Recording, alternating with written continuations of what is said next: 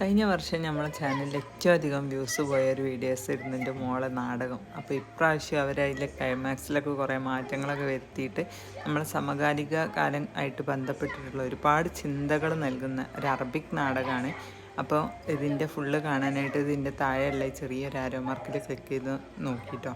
അപ്പോൾ കണ്ടുന്നവരൊക്കെ പറഞ്ഞു നിങ്ങൾക്ക് തന്നെ ആയിരിക്കും എന്തായാലും ഫസ്റ്റ് എന്ന്. പക്ഷേ നമുക്ക് പ്രോപ്പർട്ടീൻ്റെ കുറച്ച് കുറവുകളുള്ളതുകൊണ്ട് എ ഗ്രേഡിൽ തൃപ്തിപ്പെടേണ്ടി വന്നു.